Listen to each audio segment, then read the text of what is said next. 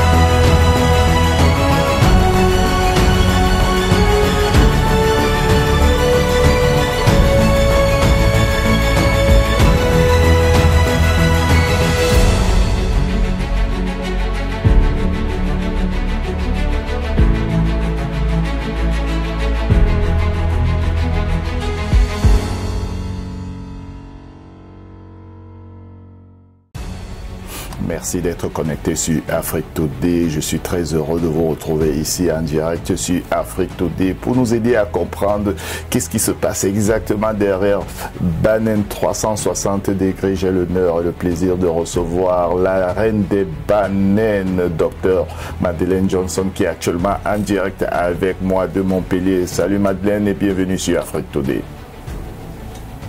Salut Alain. Merci pour cette invitation sur vos ondes. Alors, pour aller vite dans le but du sujet, est-ce que vous pouvez très rapidement, en quelques mots, nous présenter qu'est-ce que c'est Banen 360 degrés et la vision qui se cache derrière ce projet culturel et unique? Oui, merci pour cette question.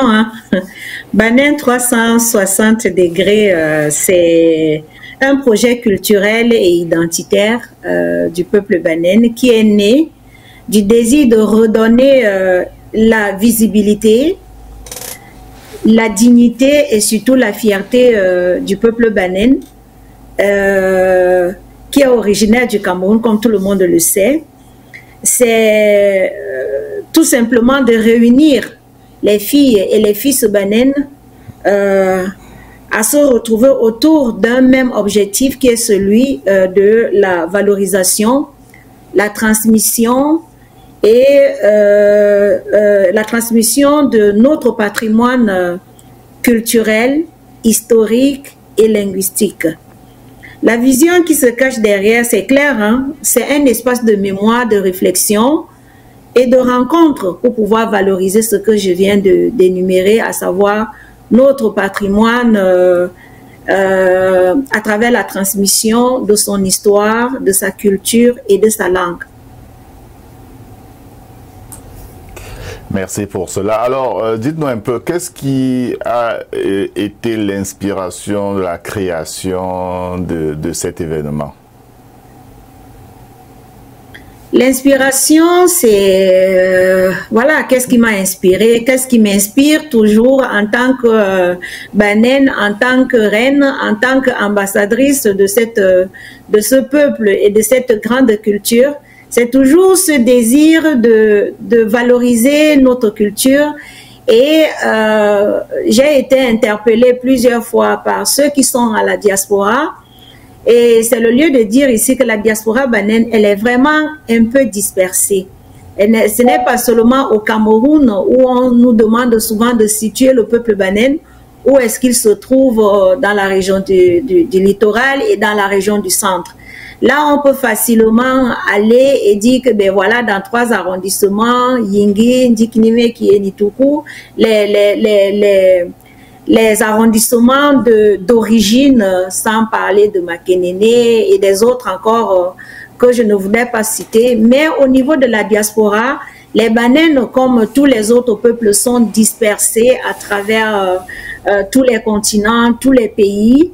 Et donc, le souci, c'était de se dire, voilà, comment on parvient à se retrouver autour d'un même objectif, parce qu'on nous a dit au Cameroun, il y a le Festi-Banen qui va aller essayer de regrouper les lignages, de regrouper les Banen autour de la culture. Mais au niveau de la diaspora, il n'y avait pas encore ce lien, il n'y avait pas encore, disons, cette plateforme, il n'y avait pas encore cet espace-là.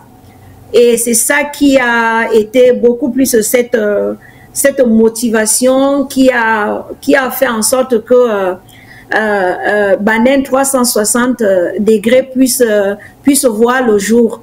Et il y a aussi le fait que, ben voilà, étant à la diaspora, on a besoin de cette immersion-là. On a besoin de connaître toutes ces choses-là.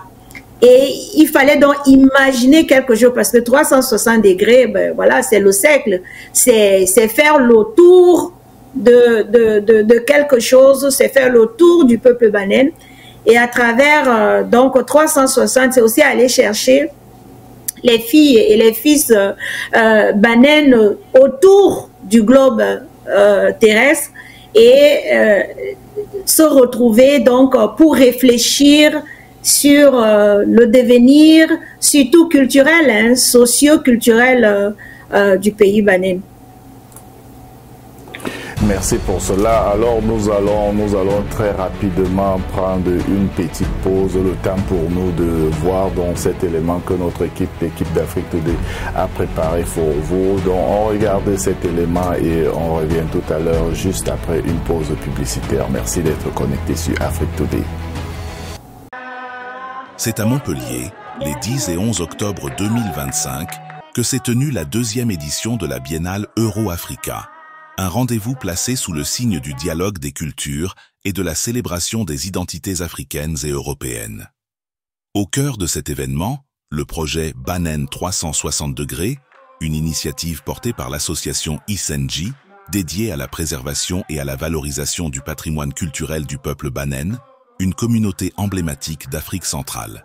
Face à la mondialisation et à la modernité galopante, le projet Banen 360 degrés se donne pour mission de sauvegarder les traditions orales, les danses, les chants, les savoir-faire et l'histoire d'un peuple fier et riche d'une culture millénaire. Durant 2 jours, le public a pu vivre une expérience sensorielle et humaine unique. Exposition d'artisanat, spectacles vivants, projections, ateliers participatifs et dégustations culinaires ont rythmé cette célébration de l'interculturalité. Un moment fort a marqué cette édition, la présence historique de leur majesté les chefs traditionnels Banen, garants des us et coutumes, venus spécialement d'Afrique pour honorer cet événement d'envergure. Mais au-delà du peuple Banen, cette rencontre s'est voulue ouverte et fédératrice. Des représentants venus du Cameroun, de Côte d'Ivoire, du Bénin, du Mali, du Niger, du Burkina Faso, de Centrafrique, du Congo et du Rwanda ont pris part aux échanges, aux côtés de chercheurs, d'artistes et de la communauté occitane de la Calandreta Candola, créant un véritable pont entre l'Afrique et l'Europe. Au-delà des chants et des couleurs, cette biennale a célébré l'unité dans la diversité. Elle a rappelé que chaque culture, chaque langue et chaque tradition contribuent à enrichir notre patrimoine commun et à bâtir des ponts entre les peuples. Banen 360 degrés, c'est bien plus qu'un projet culturel. C'est un acte de mémoire, un cri d'amour pour les racines et une invitation à bâtir ensemble un monde plus ouvert et respectueux des héritages.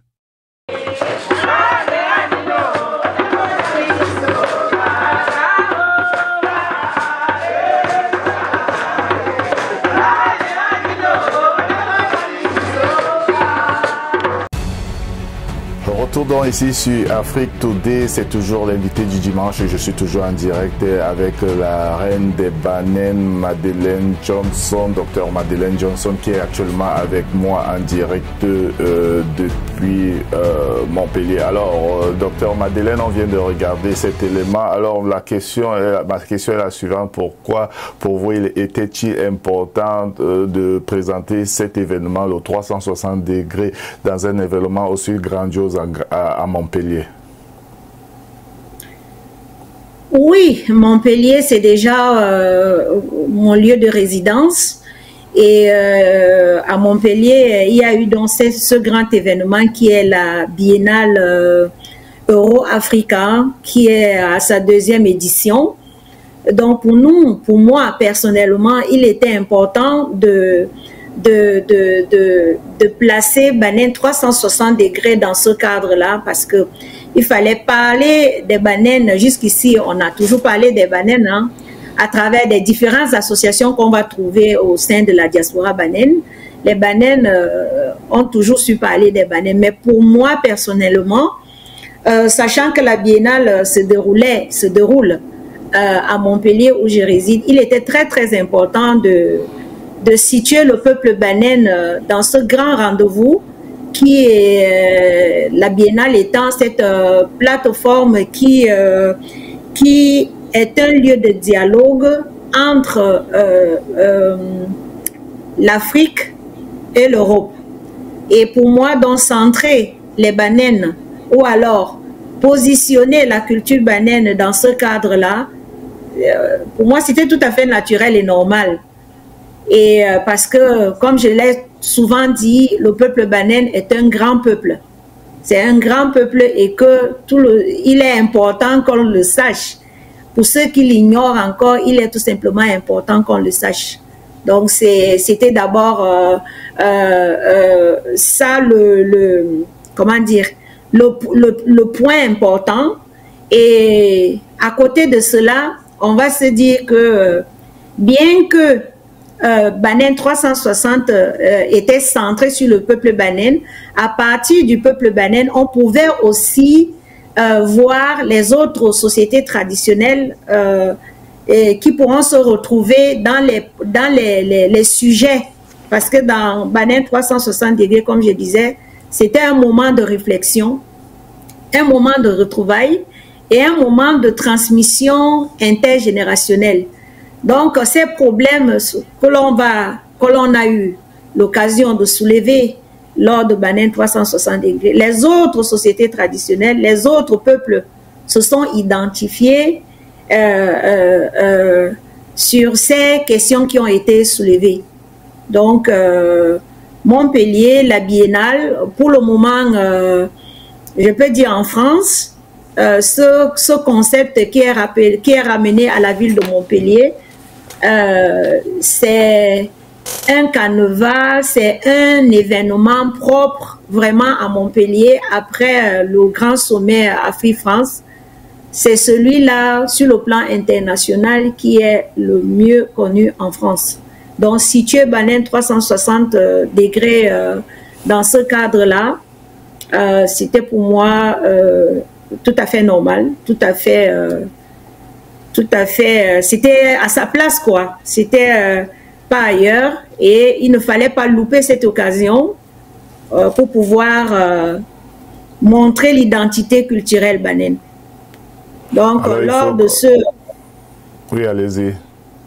Non, je disais que lors donc de ce 360 degrés banaine, nous avons eu l'occasion non seulement de faire appel à... On a fait un appel à projet où on a intéressé les banaines au Cameroun, parce qu'on a lancé un appel à projet, un appel à contribution, où lors de cette réflexion-là, les uns et les autres étaient appelés à formuler leurs suggestions, surtout à apporter des solutions à ces suggestions-là.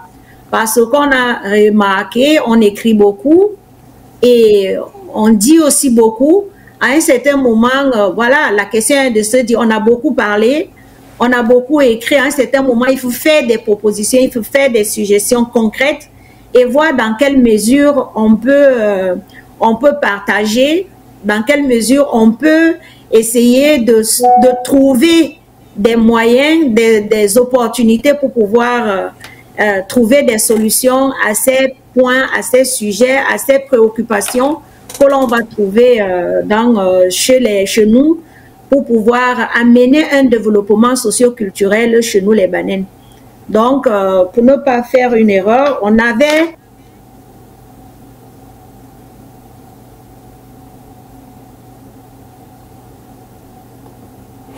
Et quelques difficultés techniques avec la connexion de Madeleine Johnson. Nous espérons la prendre bientôt. Merci d'être connecté sur Afrique Today. Nous avons quelques difficultés de connexion avec Dr Madeleine. J'espère qu'elle va se reconnecter tout à l'heure.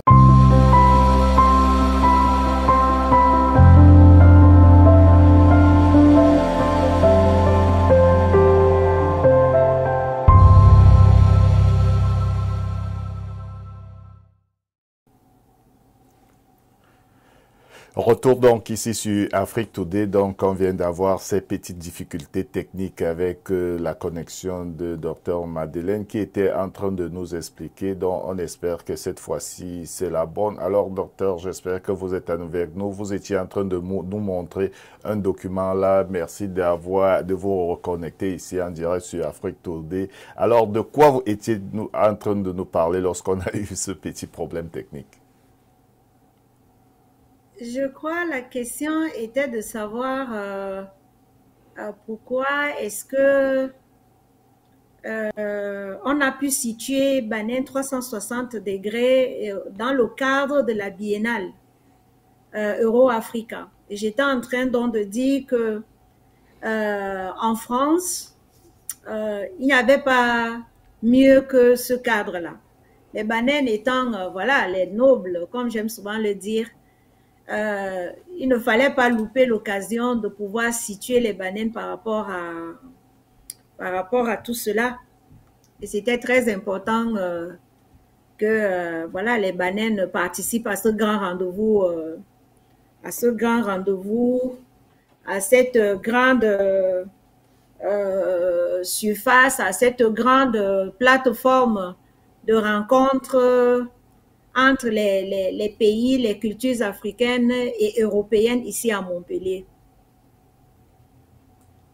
Oui, selon ce qu'on a vu, selon les images qu'on a aperçues, il semblerait que certains chefs traditionnels ont fait leur déplacement pour cet événement. Oui, bien évidemment. J'ai tenu à ce que les chefs traditionnels soient présents parce que ce sont les garants de la culture, comme j'ai dit. C'est eux qui... Et là encore, nous avons quelques petits problèmes techniques avec Madeleine Johnson. Nous espérons que la technologie... culturelle. Oui, on a toujours quelques petits problèmes techniques avec vous, mais on espère que tout se passera bien cette fois-ci. Et je pense que cette fois-ci, les choses iront de bon côté. Ouais, la présence des chefs Madeleine, vous étiez en train de parler de cela. Oui, j'étais en train de dire que c'était un moment historique unique en son genre. Et pour un moment historique, pour un grand événement comme celui-là, étant dans le domaine, dans le sillon, dans le couloir des savoirs, de la culture, de ses us et traditions, pour moi, il était tout simplement indiqué que ces ayants droit, ces chefs-là soient là. C'était un signe fort, un symbole fort aussi pour la première fois et que ces chefs se soient déplacés et qui se soit retrouvé à Montpellier. Donc, pour moi, c'est une reconnaissance, en fait. C'est une reconnaissance et que, voilà, la tradition a rencontré la modernité. Et lorsque la tradition rencontre la modernité, voilà, les chefs se doivent aussi d'être présents dans cet espace-là. Et que, voilà, c'était un signe fort d'avoir les autorités coutumières aux côtés des chercheurs, aux côtés des artistes, aux côtés de tous ces savoirs anciens et de la création contemporaine qu'on a pu vivre ici à Montpellier. Et bien sûr, dites-nous un peu, qu'est-ce que donc la présence de ces chefs, étant donné que certainement c'était une première pour la diaspora Banen, surtout de l'Europe. Alors, qu'est-ce que cette présence des chefs ont représenté pour la diaspora là-bas de Montpellier? comment ils se sont ressentis en voyant la présence de ces chefs-là? Il faut avouer que c'était vraiment une première. C'était une première à Montpellier, en France, et de ce qui m'est revenu à l'international en fait, que l'on retrouve les chefs dans leur habillement, avec leurs attributs, qui viennent assister à un événement international dans le couloir de la culture. C'était tout simplement un symbole fort. C'était extraordinaire, c'est tout ce que je peux dire.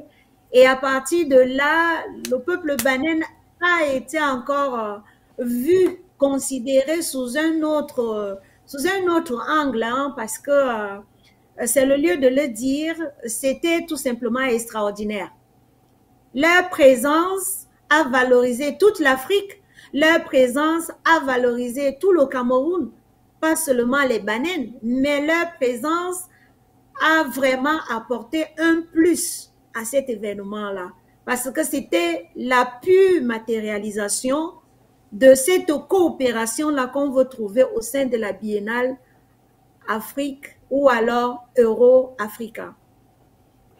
Oui, il faut aussi rappeler que cet événement, l'événement en question, Banen 360 degrés, mettait en avant la musique, la gastronomie et même la langue tounen. Alors, comment ces éléments contribuent-ils à sauvegarder à valoriser à sauvegarder et à la valorisation de l'identité banen? Bon, c'est ce que, Alain, ce que tu viens de citer, ce sont les données qui font chair de notre mémoire collective. Ce sont des éléments très, très importants, les vecteurs vivants de notre identité, de nous les Banen. Donc, la langue, les sonorités, la gastronomie, c'est notre, c'est le cœur même identitaire de toute société traditionnelle, pas seulement des Banen, parce que à travers la gastronomie, on a pu créer un vivre ensemble, parce que je vais parler par exemple de la journée du vendredi où nous avons présenté le Undong, qu'on a dégusté ici. C'était apprécié par tous et on a pu expliquer que pour un grand événement comme celui-là, le Undong ne pouvait pas manquer au rendez-vous parce qu'on commence, on accueille autour des débats, autour des échanges, cela se fait autour de Undong. Ce qui nous a manqué un peu, c'était le vin. C'était le vin de palme, le mouef. Le mouef nous a manqué, mais il faut dire que ce sont des marques, ce sont des données fortes de notre identité. Donc, en mettant tout cela en avant,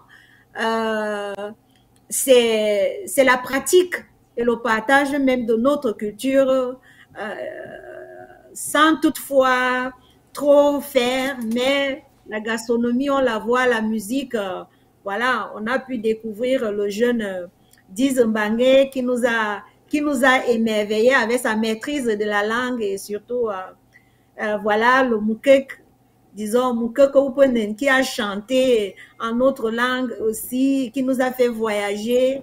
Donc, c'était très important et on a dansé, on a fait le moule entame, ici et c'était tout simplement magnifique. On était tellement fiers et de se dire qu'on était Banen. Les gens avaient les gros yeux. Je crois qu'à côté, il y avait les gens qui avaient envie à cet instant-là d'être Banen et de se dire que, ben oui, moi aussi, je suis Banen. Moi aussi, je suis Banen et c'est très excellent pour tout ce que vous faites et nous savons que vous êtes tout simplement non seulement la promotrice de ce projet Banen 360, vous êtes aussi la promotrice du festival des Banen qui se déroule très souvent dans plusieurs villages de Banen. Alors, dites-nous un peu, quelles sont les prochaines étapes après cette édition de Banen 360 degrés? Oui, comme je l'ai dit, hein, je l'ai signifié dès le départ lorsque je préparais ce projet. J'ai consulté pas mal de personnes ici à la diaspora et même au Cameroun, en passant aussi par nos chefs, parce que j'ai dit, c'est bien beau de se retrouver, de réfléchir ensemble. Et c'est ensemble qu'on va voir la direction qu'on veut prendre. Mais à l'unanimité ici à Montpellier, il était nécessaire, important de se retrouver et de réfléchir ensemble et surtout de voir comment est-ce qu'on va continuer avec cette immersion chez le peuple banen. Donc, pour le moment, je suis encore en train de collecter tous les comptes rendus parce que pour ceux qui n'ont pas pu vivre cet événement, on était en ligne et on était aussi en présentiel sur place à Montpellier. Malheureusement, comme la technique, on ne peut pas toujours la maîtriser, le direct qui était en ligne a été interrompu à un certain moment où les gens n'ont pas pu nous suivre jusqu'à la fin.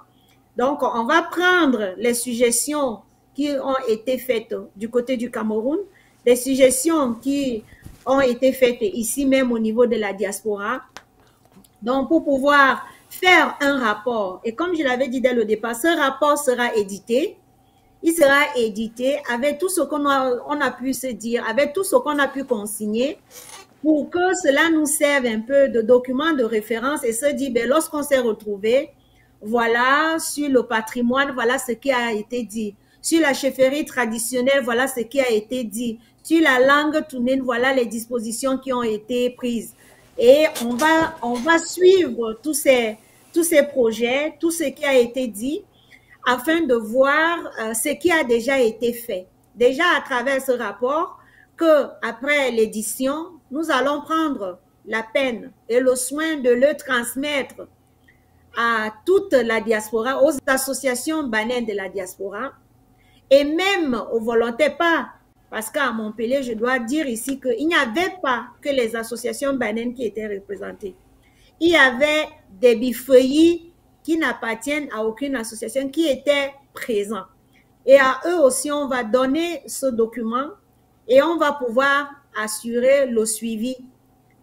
Et donc, la prochaine édition, comme tu as su le signaler, au Cameroun, depuis cette année, depuis le mois de février, nous avons annoncé que le Festival Banen va passer au modus biennal. C'est-à-dire, puisqu'on a eu cette année, l'édition prochaine qui sera à Nitoukou, ce sera en février 2027. Donc, si nous voulons fonctionner aussi dans le cadre, parce que c'est ma suggestion, avec les échanges des uns et des autres ici présents à Montpellier, c'est un grand événement qui nécessite beaucoup de compétences, beaucoup d'énergie et beaucoup de finances également, parce que les bifeuillis doivent se déplacer. Il y a les bifeuillis qui sont partis du Canada, il y a les bifeuillis qui sont partis même des îles comme la Guadeloupe pour se retrouver à Montpellier. Et je rappelle que Montpellier est en Méditerranée, mais vraiment, pour certains, on se dit souvent on est plus proche de l'Afrique que de ceux qui sont dans la zone parisienne, par exemple. Donc, il nous faut préparer cette prochaine édition. On a dit, voilà, on veut se déplacer, on veut un peu calquer le format que nous avons avec le Festival Banen. Nous allons dans nos villages, dans nos arrondissements d'origine. Donc, nous allons aussi, avec la volonté des bifeuillis, aller aussi déjà dans les pays de l'Europe pour voir si on peut sortir du continent européen et aller de pays en Europe, peut-être d'abord en France, et dans une co-construction, parce que, ben voilà, il y a beaucoup de suggestions qui sont faites et on aura l'occasion de toutes les découvrir parce qu'il y a ce besoin-là. Il y a ce besoin. Il y a les associations banennes qui existent et qui se rencontrent et qui font déjà beaucoup de choses. Je dois le signaler ici. Mais avoir une immersion telle que Banen 360 degrés, c'est quelque chose de plus où vraiment, voilà, ce ne sont pas uniquement des associations, Ce sont des amis des Banènes, ce sont les amoureux de la culture, ce sont tous ceux-là qui veulent voir le pays Banène se développer d'une manière ou d'une autre. Donc, moi, j'ai dit on partirait sur une biennale également du côté de Banène 360 degrés, mais à compter de quelle date? Ça, on aura le temps de définir avec les uns et les autres. Mais il ne faut pas qu'il y ait interférence, il ne faut pas qu'il y ait chevauchement entre le Festival Banène et Banène 360 degrés. Parce que j'invite toujours la diaspora d'aller au village, de venir vivre le Festival Banène sur place. Ce serait dommage que la même année, on va faire Festival Banène et on va faire Banène 360 degrés.